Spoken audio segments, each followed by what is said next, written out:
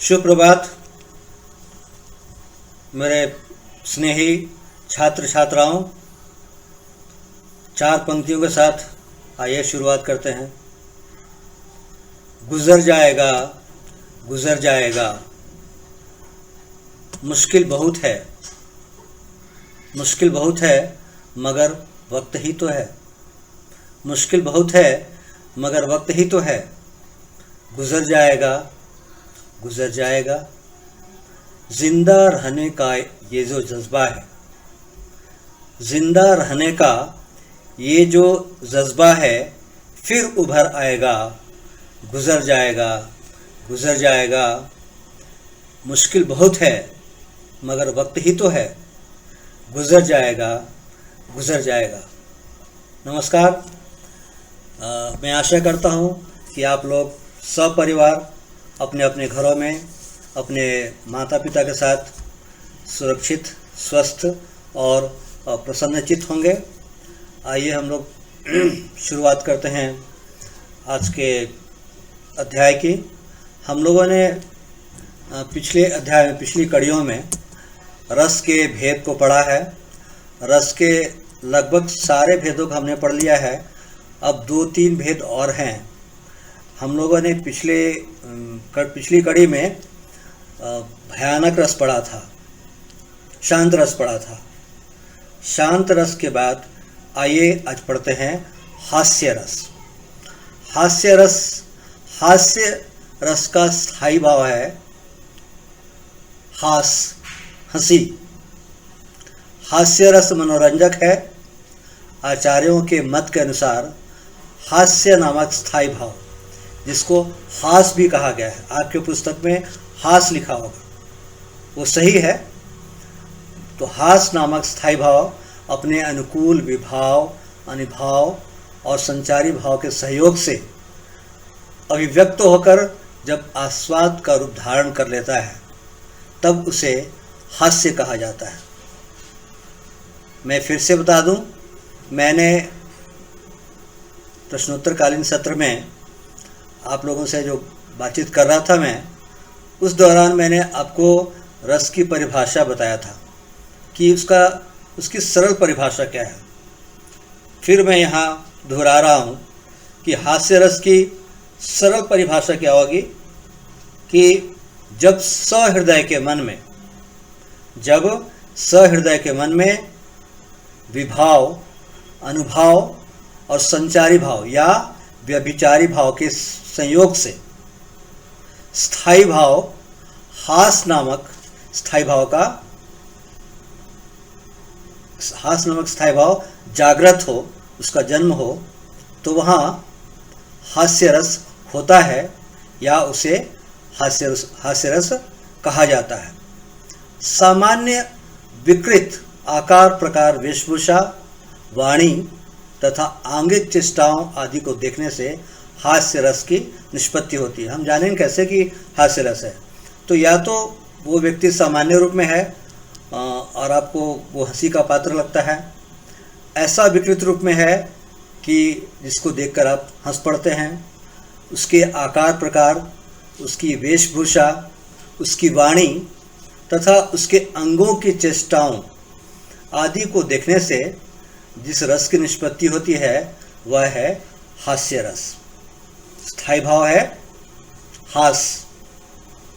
हास्य रस 2 प्रकार के होते हैं बच्चों, एक आत्मस्थ तथा दूसरा परस्थ। आत्मस्थ हास्य केवल हास्य के विषय को देखने मात्र से उत्पन्न होता है। आप कुछ देखते हैं, आपको हंसी आ जाती है। आपने जैसे फिल्म में किसी को कुछ करते हुए देखा, आपने देखा और आपको हंसी आ गई तुरंत, तो वो क्या है? वो है आत्मस्थ हास्य, आत्मस्थ हास्य। जबकि परस्थ हास्य क्या है? दूसरों को हंसते हुए देखने से प्रकट होता है। कोई घटना घटी है, दूसरा कोई हंस रहा है, उसको देखकर आप भी हंस पड़ते हैं, तो वो है परस्थ। आत्मस्थ मीन्स जो स्वयं में उत्पन्न होता है। हमने कोई घटना देखा, किसी को देखा, हमें हंसी आ गई, तो वह है आत्मस्थ। हमने दूसरों को किसी घटना पर, किसी स्थिति पर, किसी के वाणी पर या किसी व्यक्ति को देखकर हंसते हुए देखा, तो उसकी हंसी को देखकर जब हम हंसते हैं तो वो कहलाता है परस्थ। तो हास्य रस दो प्रकार के हो गए, एक आत्मस्थ तथा परस्थ। दूसरा, आपके पुस्तक में आत्मस्थ तथा परस्थ की बात नहीं की गई है, तो आप इसे जान कर रहे हैं कि हास्य रस के भेदों में दो भेद होता है, आत्मस्थ तथा परस्थ। हम लोग आगे बढ़ते हैं। विकृत आकृति वाला व्यक्ति, किसी की ऐसी आकृति है कि आपको देखते ही उसे हंसी आ जाती है। किसी की अनोखी और विचित्र वेशभूषा, हंसाने वाली या मूर्खतापूर्ण चेष्टा करने वाला व्यक्ति। कोई व्यक्ति एक ऐसी चेष्टा कर रहा है जो मूर्खतापूर्ण है, जिसको देखकर आपको हंसी आ जाती है, तो वो व्यक्ति जो है हास्य रस का आलंबन होता है। हम पूछते हैं ना कि हास्य रस का आलंबन क्या है, तो वह व्यक्ति जो मूर्खतापूर्ण चेष्टा करता है, या कोई विचित्र वेशभूषा है किसी का है, या कोई अनोखी घटना हमने देख लिया, तो वह हो गया आलंबन। जबकि आलंबन द्वारा दी गई अनोखी एवं विचित्र चेष्टाएं उत्पन्न होती हैं, जैसे आँखों का मिचना है, हंसते हंसते पेट के बल पड़ जाना, आँखों में हंसते हंसते आँखों में पानी आ जाते हैं, मुस्कुराते हैं, हंसी आती है, हम ताली पीटने लगते हैं। ये सब क्या है? ये सब शारीरिक विकृति हैं। मैंने आपको बताया था अनुभव में, हास्य रस के शारीरिक विकृतियां हैं ये सब, जिसे हम अनुभव कहेंगे। तो हास्य रस का आलंबन हो गया वो व्यक्ति, वो पात्र, वो घटना, वह विचित्र वेशभूषा जिसको देखकर हमें हंसी आई है, वह हो गया आलंबन।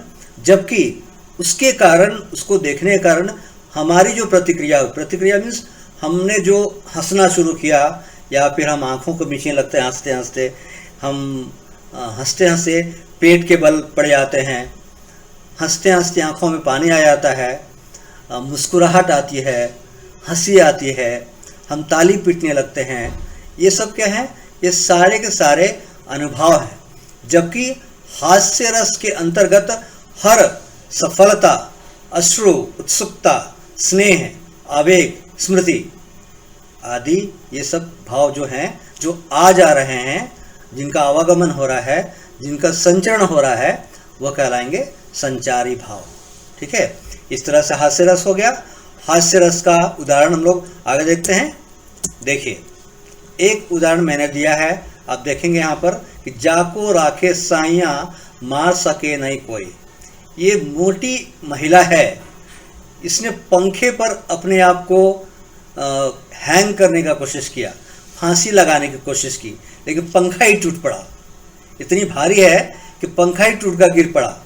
उसके लिए अगर हम कहते हैं कि जाको राखे साइया मार सके नहीं कोई, तो ये हंसी की बात है। नीचे देखिए एक चित्र है एक बकरी की, जो हलाल होने वाली है, लेकिन उसने अपनी सुरक्षा में 2 बंदूकों को बांध रखा है। ठीक है, तो ये भी हास्यास्पद है, हंसी आती है।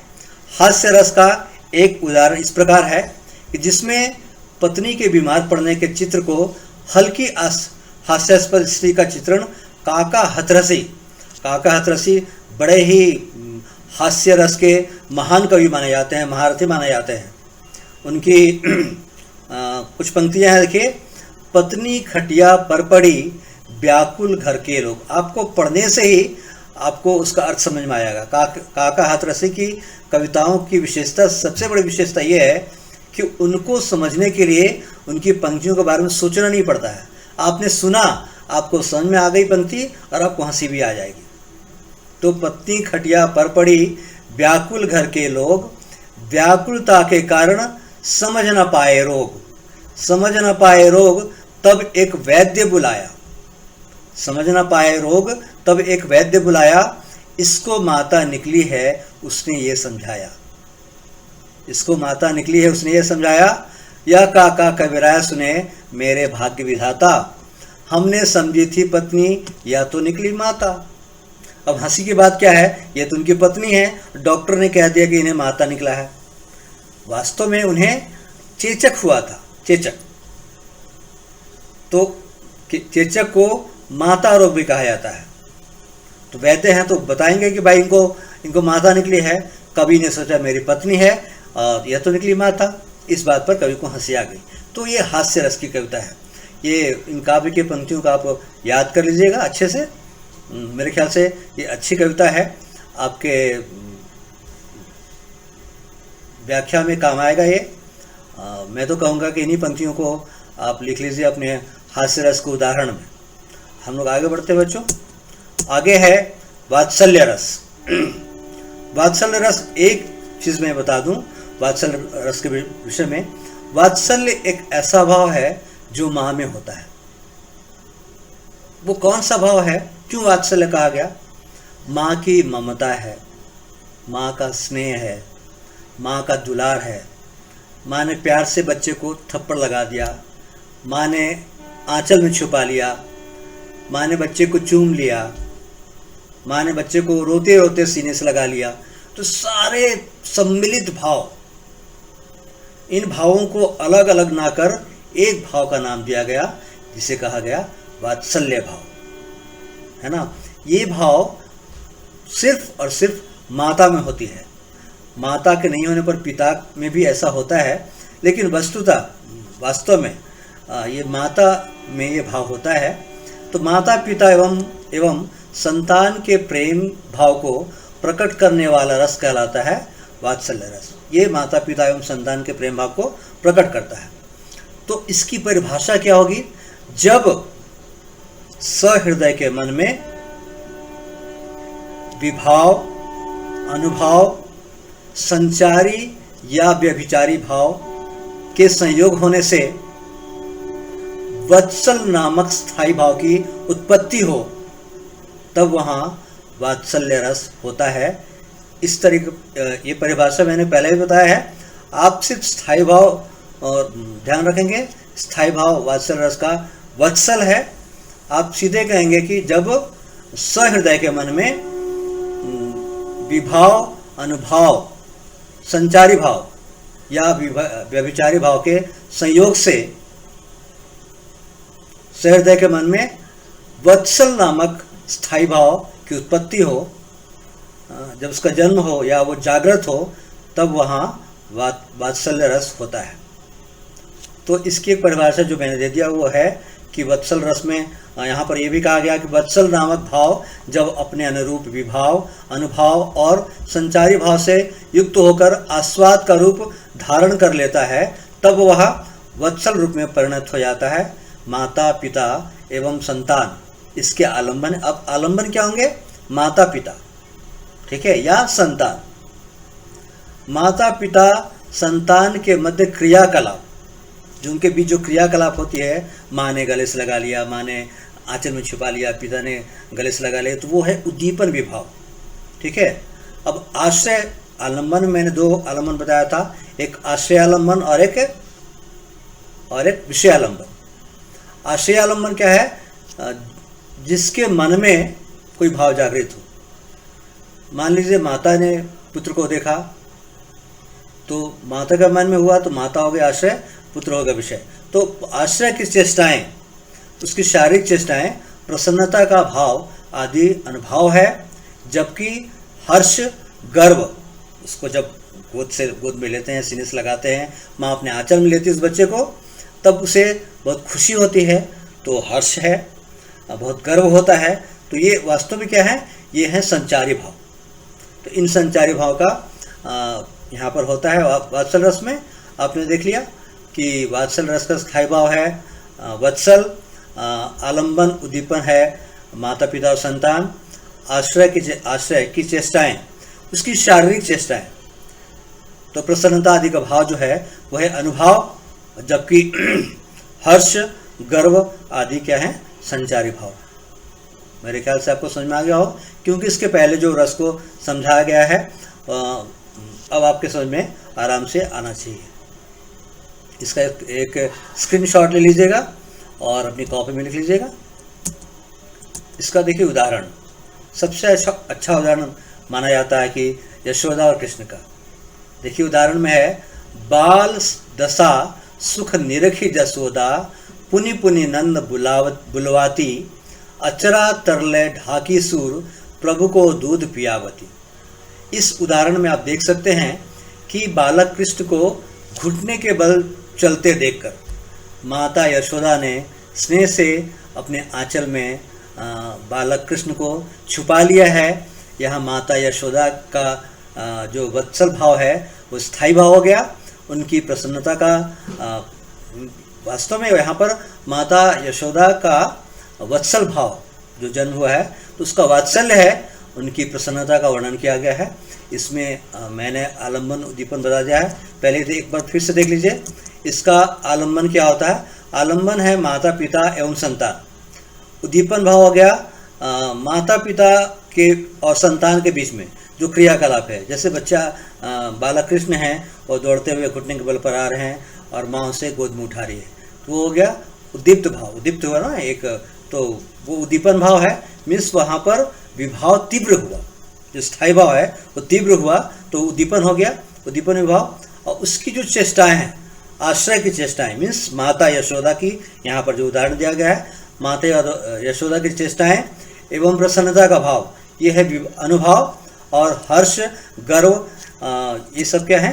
संचारी भाव है। जाहिर है कि माता यशोदा अगर कृष्ण को अपने सीने से लगाती हैं, देखिए उन्हें दूध पिलाने के लिए उन्होंने गले से लगाया है, कितने प्यार से स्नेह से रखा है, तो उनका प्यार छलक रहा है, उनका वात्सल्य एकदम छलक रहा है चित्र में, आप देख सकते हैं। उदाहरण देख लीजिएगा। कोशिश करिए कि उदाहरणों को बार बार पढ़िए आप, और पढ़कर उसके अर्थ को समझना और रस को पहचानना ये ज़रूरी है। तो ये आप कर लेंगे। इसके बाद एक रस है भक्ति रस, ये आखिरी रस है। भक्ति रस का स्थायी भाव है दास्य। मैंने आपको जो पढ़ाया है उसमें मैंने कहा है भक्ति इष्ट देव विषयक रति। वो भी है जब कृष्ण और राधा के प्रेम का अगर वर्णन होगा भक्ति रस में, तब वहाँ पर स्थायी भाव हो जाएगा इष्ट देव विषयक रति। और नहीं तो भक्ति रस का स्थायी भाव दास्य माना गया है, विद्वानों ने दास्य माना है। एक भाव और है जो मैं कह रहा हूँ कि इष्ट देव विषयक रति, वो राधा कृष्ण के प्रेम में दिखाई पड़ता है। मुख्य रूप से 10 प्रकार ही माने गए हैं रस के, लेकिन ये 11वां रस है। आचार्यों ने इस रस को स्वीकार किया, और इस रस में प्रभु की भक्ति और उनके गुणगान को देखा जा सकता है। इसकी परिभाषा क्या देंगे? इसकी परिभाषा आप देंगे कि जब सहृदय के मन में विभाव, अनुभव और संचारी भाव या व्यभिचारी भाव के संयोग से दास्य या इष्ट देव विषयक रति नामक स्थायी भाव उत्पन्न हो, तब वहाँ भक्ति रस होता है या उसे भक्ति रस कहा जाता है। इसमें आप देख सकते हैं कि ईश्वर का गुणगान, उदाहरण में आप देखिए कि मीरा हैं, उनकी 2 पंक्तियाँ हैं, बहुत ही प्रसिद्ध पंक्तियाँ हैं, और ये भक्ति रस का बहुत ही प्रसिद्ध उदाहरण माना जाता है। परीक्षा में भी आता है, ना हो तो उसको याद ही कर लीजिए। मुझे लगता है कि मैक्सिमम अधिकतर लोगों को याद ही होगा ये। मेरे तो गिरधर गोपाल दूसरो न कोई, जाके सिर मोर मुकुट मेरो पति सोई। देखिए यहाँ पर मीराबाई कृष्ण की भक्ति में लीन हैं पूरी तरह से, एकदम दास्य भाव है इनका, एकदम समर्पित हैं। इन्होंने यहाँ तक कि कृष्ण को अपना पति ही मान लिया। वो सिर्फ भक्ति है, श्रद्धा है कृष्ण के प्रति, और दूसरी कोई बात नहीं है। वो कहती हैं कि मेरे तो गिरधर गोपाल दूसरो ना कोई, जाके सिर मोर मुकुट मेरो पति सोई। मेरे तो गिरधर गोपाल दूसरो ना कोई, ये है भक्ति रस का उदाहरण। ये सरल भी है, आप इसको अच्छे से पढ़ लेंगे। इसका जो उदाहरण है उसको अपनी कॉपी में लिख लेंगे, और कृपया कर जितना भी रस है सारे रसों को आप याद करें। यहीं पर रस की समाप्ति होती है बच्चों। मैं कुछ गृह कार्य दे रहा हूँ कि पहला गृह कार्य है रस की परिभाषा और उदाहरण लिखिए। मैं एक अटैच फाइल भी आपको मैं डाल दूंगा एक अटैच फाइल आपके कैंपस केयर में, उसमें भी आप देख लीजिएगा। आपको यही 3 प्रश्नों का उत्तर करना है पूरे रस के लिए, कि रस की परिभाषा और उदाहरण जो आप अब तक शायद कर चुके होंगे। रस के अवयव जो 4 बताए मैंने, विभाव, स्थायी भाव, विभाव, अनुभाव और संचारी भाव, ये हो गया। तो चारों को उनके जो उपभेद हैं, जैसे आलंबन के 2 आलंबन हैं, एक आशय आलंबन है, एक विषय आलंबन है। उद्दीपन भाव जो है आलंबन, आशय आलंबन और उद्दीपन है विभाव में, तो उसको लिखना है।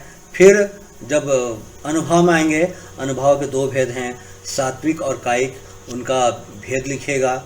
उनके बारे में जो बताया है, जो आपको दिया है लिखने के लिए, उसको आप लिखेंगे।